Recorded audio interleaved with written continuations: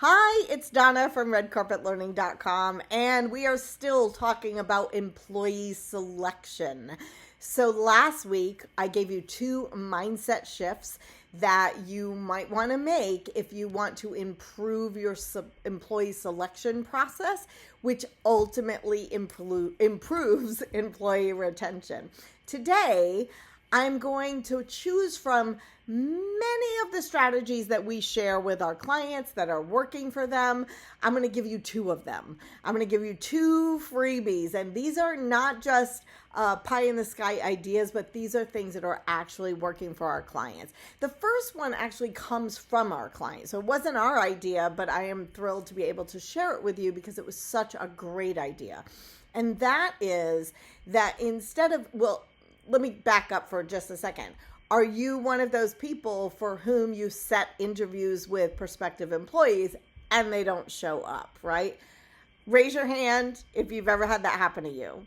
Okay, I can't actually see your hand, but that's okay because I guarantee several of you have your hands up because I'm hearing it all the time.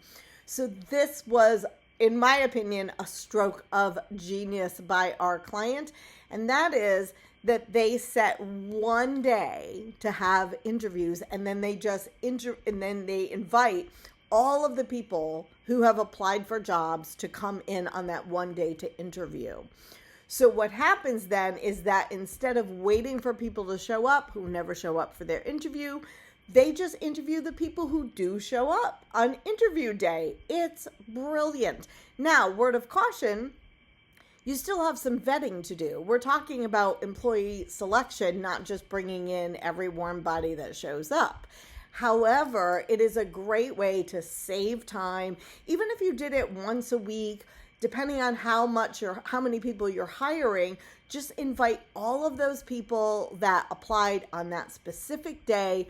Then you have a whole pool of people from whom to select. Okay, so that's strategy number 1. Strategy number 2 is that you want to have a bank of questions that are the exact same questions. We tend to sometimes just be intuitive in our questioning.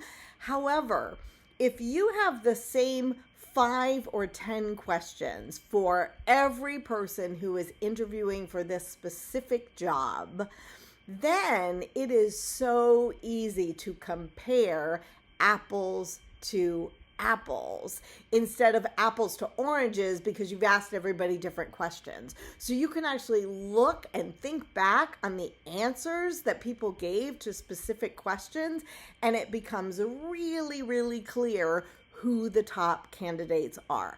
So we have clients using this strategy, and it has 100% worked for them. And so I encourage you to do it as well. If you want more strategies like that, if you would like to work with us to help you with these kinds of things, anything related to culture, employee experience, and customer experience, then reach out to us. You can find us at redcarpetlearning.com.